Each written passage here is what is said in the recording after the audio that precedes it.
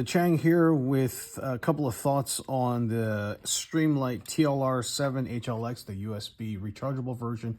But before we delve into that, please help us out with that algorithm. Hit that subscribe button and give us a thumbs up if you find this video helpful. So wanted to get a weapon mounted light for the new P365 fuse that I got. Didn't see a lot of folks giving liking having the TLR-1, which is what I have on most of my other guns. And I definitely didn't want to do the TLR-6. I don't even know if they make one, but I'm actually was looking at replacing this with the sub version of this. So I figured I'd try out the TLR-7, found a couple holster companies that were making holsters, and they were all making them for the TLR-7. So I decided to go with that. So USB version, because I figured it was going to be rechargeable.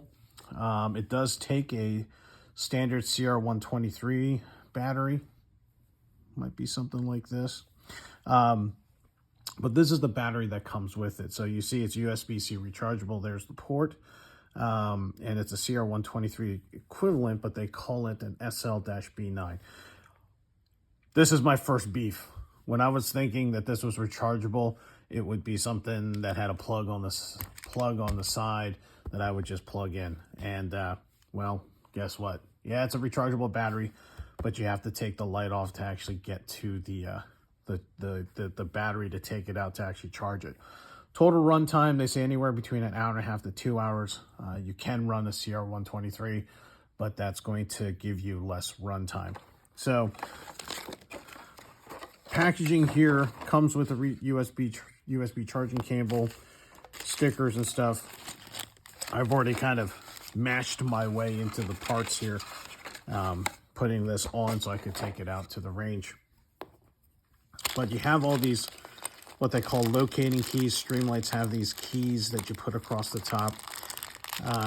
It does come installed, I think, with the number 2 locating key already.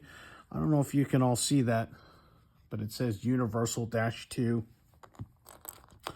This one says 1913, which is Picatinny-1.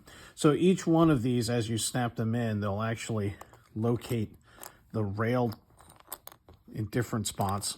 It also comes with a different set of activation switches back here that you can replace. And they do come with a couple of, oh, my finger's too fat to pick this up. But they come with little C-clips or E-clips that they would recommend that you install on the end of the crossbolt screw to prevent it from backing off. So they do come with a pretty cool tool. And this part of the tool here is meant for you to actually take the crossbolt off. So that or a quarter will work. This is according to their owner's manual. So yes, I do read owner's manuals, and so should you, because pretty much anything you want to know is listed in your owner's manual. So, spring loaded. All right, so you see there's a spring there. In order to work the key, you're going to have to take the screw all the way out. There is a spring there that you're going to make sure that you hold on to.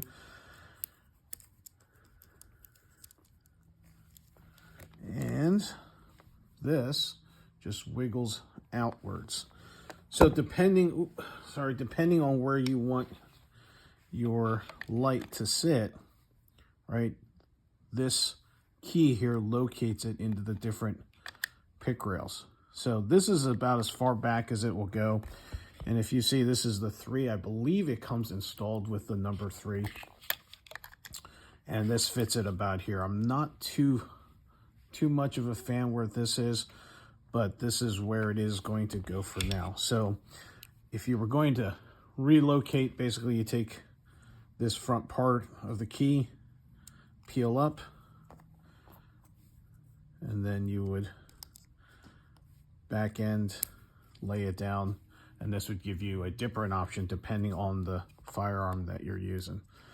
Since I already have this on the on I have the right key here already installed.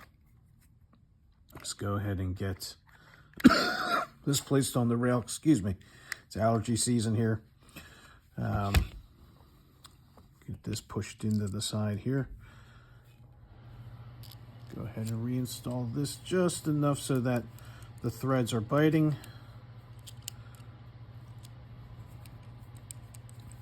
This allows that to open up. There you go.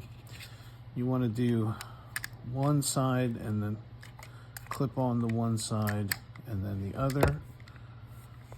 I apologize, keep banging the camera. So there, it's on. And I'll go ahead and finger tighten it. They also do stress that you finger tighten it even if you are using the quarter or using their tool. They don't want you to over torque it, so just finger snug it.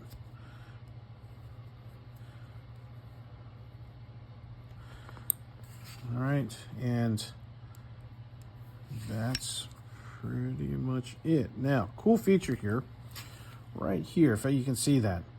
So right now,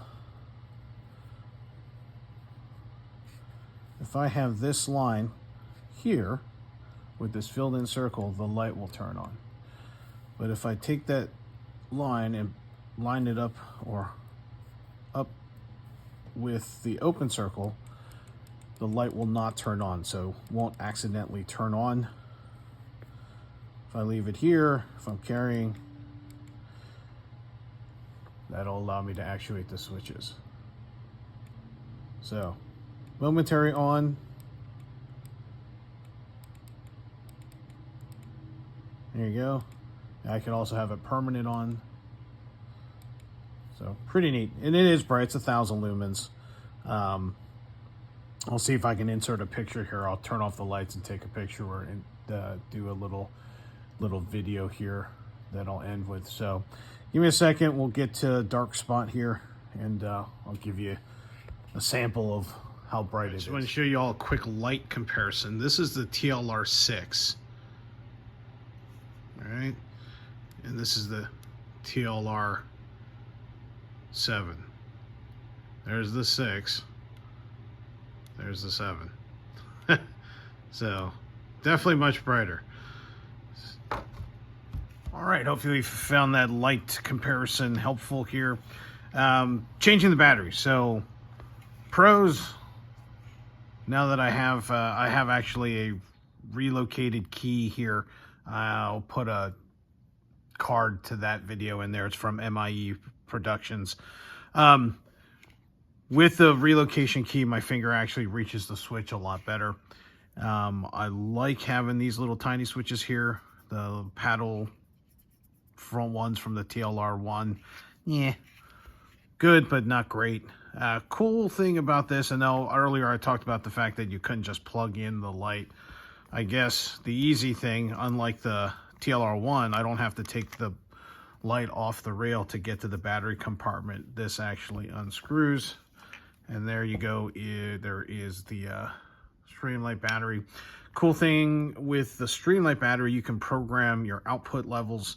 So you can, it's in the owner's manual, but if you hold down one of the switches and you tap the other switch 9 times, and on the 10th tap you hold it, you can dim this from 1,000 lumen to 500 lumen. And then if you repeat that process, it'll reverse it. One thing to note too, counterintuitively, the batteries go quote unquote backwards. So spring side is the negative side, and then it just lens, and the lens as a cap just screws on, and you have your, again, the safe mode versus light mode. Right now it's on safe mode. If I turn it this way, goes on to live mode there. So there you go. Hopefully you found this helpful. Probably a no-brainer to put this on one of your smaller guns or shorter guns instead of the long TLR-1. I'm definitely going to be replacing the TLR-6 with the sub version of the TLR-7 on my daily carry here. So there you go. If you found this helpful, please give us a thumbs up. Help us out with that algorithm. Hit that subscribe button. And if you want, click that bell notification icon off to the right so you can be notified of any new content that we might post. Thank you so much for your time. Stay safe, and we'll see you out on the range.